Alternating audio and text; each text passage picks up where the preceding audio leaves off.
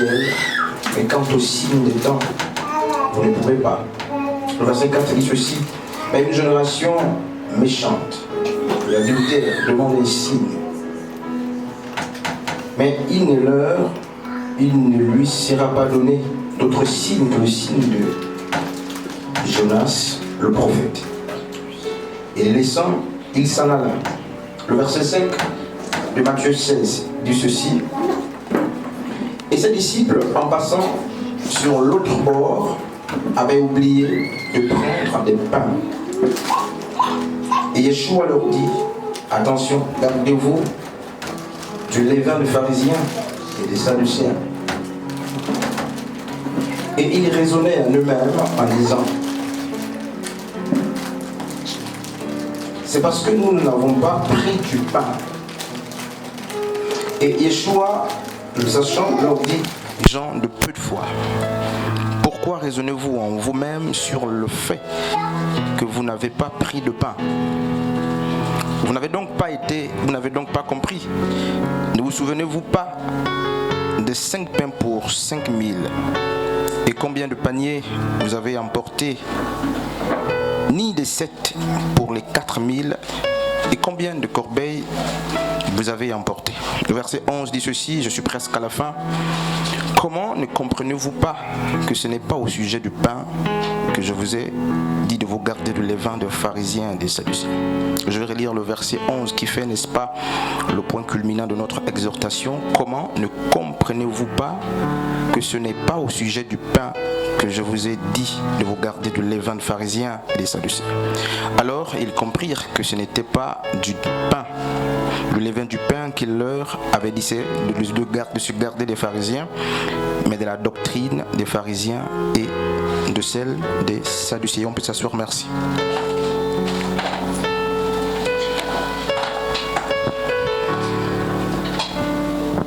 Jésus est confronté à nouveau à une épreuve, comme c'était la coutume. Et cette fois, ce sont des pharisiens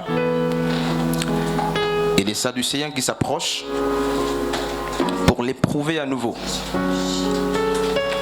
Lorsqu'on parle des pharisiens, pour l'arrière-plan, ils sont nés, n'est-ce pas, des Strass. Ce sont des scribes. C'était un groupe minoritaire de scribes qui n'étaient pas, n'est-ce pas, en accord avec la politique religieuse de la majorité. Ils se sont donc retirés. Donc les pharisiens sont aussi des scribes. C'était des hommes instruits qui connaissaient les Écritures. Ils étaient séparés. Et le texte de Matthieu 16 nous présente non seulement les pharisiens, mais aussi justement les sadducéens, qui étaient aussi une autre classe. C'était des secrétaires en particulier. Il y avait aussi des prêtres parmi eux. C'est comme le cas d'Esdras qui était en même temps, n'est-ce pas, secrétaire, en même temps roi. Et l'écriture, l'arrière-plan, n'est-ce pas, historique, nous apprend que les sadducéens et les pharisiens étaient des groupes littéralement opposés entre eux. Pourquoi? Parce que justement les pharisiens croyaient aux anges. Les pharisiens croyaient aux démons même, croyaient à l'esprit. Et plus loin, ils croyaient même en la résurrection, ce qui était l'inverse pour les sadducéens. Donc, c'était deux groupes diamétralement opposés sous la forme, n'est-ce pas, théologique. Mais ils vont se mettre ensemble pour la circonstance et ils viennent pour éprouver Jésus-Christ.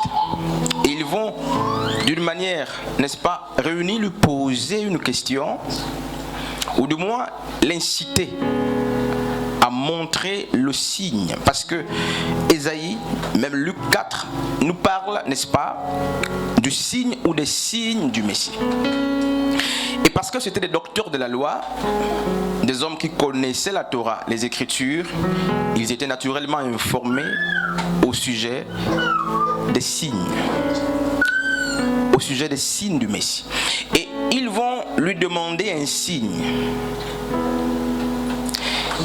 Et c'est comme justement des élèves, c'est une petite parenthèse, qui savent que leur maître sait, mais ils vont lui donner un exercice pour l'éprouver.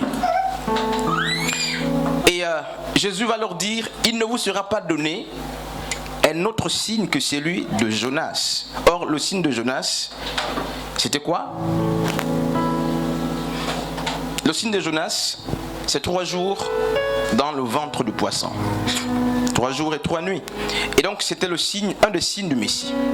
Et Jésus va leur dire, je ne ferai pas de démonstrations, je ne ferai pas de miracles, mais vous oubliez qu'au-delà des signes qui attirent l'attention tout de suite, il y a un signe du Messie, c'est le signe de Jonas.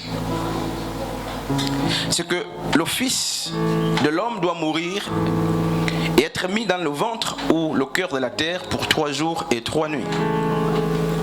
Il va les laisser justement avec cette phrase. Et Matthieu nous dit, il va aller désormais de l'autre bord. Et l'expression, lorsqu'on va très loin, lorsqu'on veut faire, n'est-ce pas, l'herméneutique des textes, changer de bord, c'est aussi changer, n'est-ce pas, de saison. Changer de bord, c'est changer d'atmosphère. Changer de bord, c'est superposer des événements. Et Jésus est en train de mettre, n'est-ce pas, un point avec le discours qu'il a eu tout à l'heure avec justement des pharisiens et des sadducéens. Il change de bord. Mais ce qui se passe, c'est que il change de bord tout en gardant le récit qu'il venait, n'est-ce pas, d'avoir avec ces 2 groupes religieux. Et tout de suite, lorsqu'il change de bord, il va être abordé par qui? Par les disciples, qui naturellement étaient témoins du discours qu'il venait d'avoir avec ces 2 classes religieuses. Marc 8 et même Matthieu chapitre 16 Matthieu nous dit qu'ils avaient oublié, donc les disciples avaient oublié du pain. Ils ont oublié les vivres. Alors qu'ils changent de saison, ils changent de bord, ils ont oublié. L'expression, c'est qu'ils ont oublié. Mais Marc, lorsqu'il raconte le récit, il va dire qu'ils avaient un pain par là. En gros, ils ont oublié le pain. Et alors que le bord est changé, ils vont faire constater à Jésus que nous avons oublié du pain. Alors, qu'est-ce que Jésus va tout de suite dire? Jésus va leur dire, gardez-vous, n'est-ce pas, du levain des pharisiens. Voyez que c'est une exhortation de quelques minutes. Gardez-vous du levain des pharisiens. Ils viennent lui dire, nous avons oublié le pain, mais lui il leur dit, gardez-vous du levain des pharisiens. Je ne sais pas si quelqu'un perce les choses pour voir où nous sommes en train d'aller. Ils disent que nous n'avons rien à manger.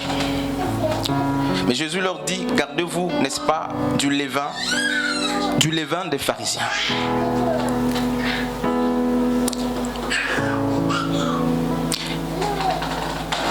Les pharisiens avaient un mauvais levain. Et n'oubliez pas que c'était des hypocrites. C'était des personnes séparées. Lorsque Jésus leur dit, gardez-vous du levain des pharisiens, Jésus ne leur parle pas du pain qu'ils avaient oublié. Mais eux, ils parlent à Jésus du pain qu'ils ont oublié. Et tout de suite, lorsque Yeshua dit, gardez-vous du levain des pharisiens, et regardez ce qu'ils se sont dit en eux-mêmes. Ils ont dit, il nous dit ces choses certainement parce que nous lui avons dit que nous avons oublié le pain. Le levain, c'est pas le pain. Calmez-les, n'est-ce pas? Pourquoi est-ce que ces hommes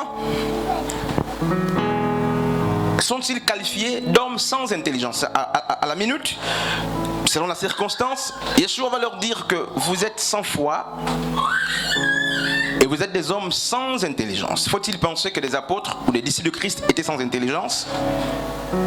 Je ne crois pas. Mais il va leur dire, vous êtes sans intelligence. Pourquoi?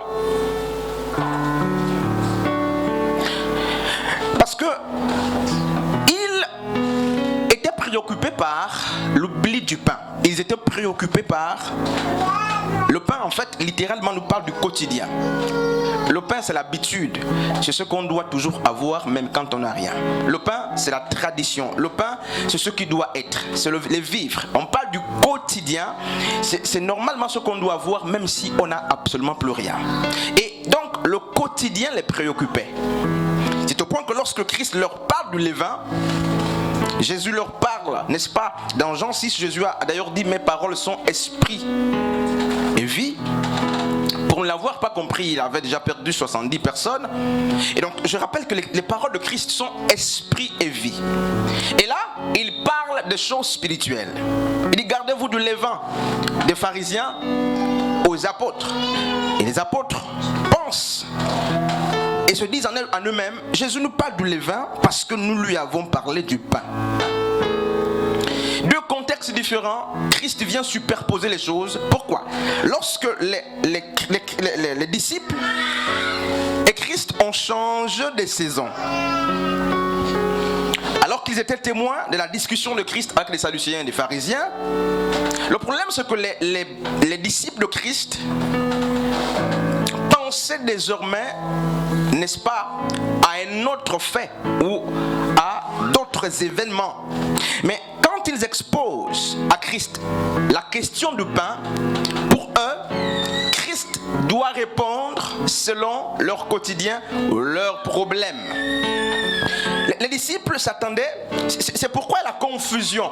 Pour eux, puisque nous sommes passés de l'autre bord, puisque nous avons changé de saison, puisque les pharisiens ne sont plus, en réalité, si Christ nous parle, il doit nous parler de ce que nous venons de lui dire. Il voulait amener les choses spirituelles dans ce qu'ils vivaient. Ils voulaient prendre leur quotidien pour le coller aux choses spirituelles. Et ils font constater à Christ justement le besoin, la famine. Mais Jésus superpose des messages. Il va les ramener chez les pharisiens. Parce que, n'est-ce pas, ils étaient témoins du discours. Ce qui se passe, c'est que les disciples de Christ n'avaient absolument rien retenu de l'épisode avant d'aller l'autre côté du bord. Sortez avec les enfants. Ils ont vécu, n'est-ce pas, une circonstance avec des pharisiens et des sadducéens, et ils ont oublié sans tirer des leçons. Merci Seigneur. Ils n'ont tiré aucune leçon de la circonstance avec les pharisiens, parce qu'ils ont changé de bord. Ils exposent désormais leurs problèmes, et pour eux, ils se disent, Christ doit nous parler par rapport à notre quotidien. C'est une parenthèse. Regardez ce qui se passe. Et ça nous arrive à nous tous. Lorsque nous jeûnons, par exemple, lorsqu'on a faim, lorsqu'on a soif, on a un problème particulier. Pour ceux qui jeûnent, regardons ce qui se passe. Vous jeûnez pour un emploi, pour une guérison, pour une maladie. Tous les rêves qui vous apparaissent dans la période où vous êtes en jeûne, vous avez tendance, ou nous avons tendance à les coller à notre jeûne. Vous priez pour un malade, vous faites un travail spirituel à quelqu'un, et vous dites à la personne de prier, de jeûner, et les pasteurs diront, fais attention à toutes les visions que tu recevras, fais attention aux songes, fais attention aux signes et aux événements. Pourquoi ? Parce que nous pensons que les choses de Dieu, ou le domaine de Dieu, le langage de Dieu doit s'adapter, n'est-ce pas, à la situation dans laquelle nous sommes. C'est pourquoi lorsque Christ leur parle du levain, ils vont confondre le message qui est spirituel au pain. Ils vont confondre.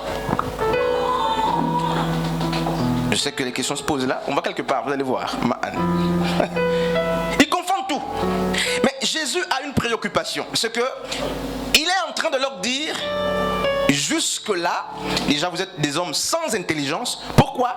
Non pas qu'ils n'étaient pas intelligents, mais lorsque toutes les fois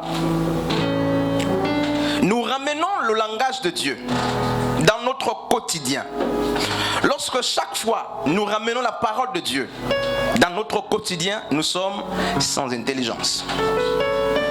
Et très souvent notre quotidien, nos urgences nous amènent à croire que chaque fois fois que Dieu parlera désormais, parce que je vis une urgence, comme ces apôtres vivaient l'urgence de la famine, parce que je vis une urgence, Dieu doit me parler dans ce contexte d'urgence.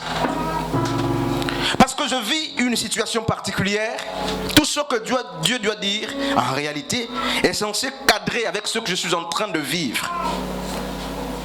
Regardez, tu rêves que tu es en train de marcher, de grimper les marches d'escalier. Si tu n'as pas l'oreille de Dieu, tu peux penser que c'est l'élévation. Alors que chez les moines, par exemple, et même en Égypte, les sentiers ou les portes qui amenaient au sommet étaient en bas. Il fallait rentrer sous terre pour aller, n'est-ce pas, très loin, monter à l'étage. Et si tu n'es pas averti, tu penseras que chaque fois que tu rêves le blanc, c'est l'ange de Dieu, c'est la sainteté, et le noir va toujours être les ténèbres. Tu rêves que tu es en train de grimper. En réalité, si on nous pose la question, 10 personnes sur 12 diront: Dieu est en train de me montrer une élévation. Dieu est en train de me montrer une élévation, surtout si tu as prié pour l'élévation. Tu vois les marches, tu diras très vite: Dieu m'élève. Pourquoi? Parce que notre quotidien influence la parole de Dieu. Notre quotidien, je veux dire notre quotidien, nous amène très souvent à penser que la parole de Dieu doit être toujours conforme à ce que nous sommes en train de vivre. Nos urgences ne peuvent pas, n'est-ce pas, influencer la parole de Dieu. Et ces apôtres sont en train de vivre ce problème. Ils sont dans la confusion totale. Comme plusieurs parmi nous. Pourquoi Christ parle du levain alors qu'il sait qu'il est avec les apôtres? Comment est-ce qu'il parle à ses apôtres du levain, sachant que les apôtres ne pouvaient pas l'abandonner pour être des pharisiens? Il a enseigné suffisamment les apôtres, ils étaient avertis, mais il leur parle quand même du levain. Et c'est le même discours que je suis en train de tenir. Je sais que beaucoup ne vont jamais être des pharisiens. C'est-à-dire, ils ne vont jamais être le pain. Le pain de pharisien. Le pain, il est visible. Le pain, il est vu. Et je parlais du pain en introduction, je disais que le pain, c'est aussi l'image du quotidien. Et quand on parle du pain de pharisien, tout de suite, mais tout le monde peut fuir. Tu ne seras jamais une prostituée. Ça, je suis sûr qu'il y a des personnes qui ne deviendront jamais. Je sais que des personnes qui ne seront jamais des voleuses, qui ne vont jamais prendre un couteau et poignarder. Ça, c'est naturel. Ça ne va pas arriver. Et Jésus-Christ savait que ses apôtres ne pouvaient pas, n'est-ce pas, franchir certaines portes. Mais il leur parle du levain, non du pain de pharisien. Il dit: gardez-vous non pas du pain de pharisien, mais gardez-vous du levain des pharisiens. C'est deux choses diamétralement, n'est-ce pas, opposées. Ce qui se passe, c'est qu'il est accompagné des disciples qui ont vécu avec les pharisiens depuis avant qu'ils ne viennent même, et qui sont, semble-t-il, presque incapables de devenir des pharisiens dans la forme vue. Mais il les avertit parce qu'il sait que même si ces apôtres ne deviennent pas des pharisiens, nous avons assemblée générale tout à l'heure, même si ces apôtres ne deviennent pas des pharisiens, même si ces disciples ne deviennent pas des pharisiens, n'est-ce pas, il sait qu'ils peuvent être en train de le suivre, mais avec le levain de pharisiens. C'est possible d'être ici. C'est que tu n'as pas la forme des pharisiens. Tu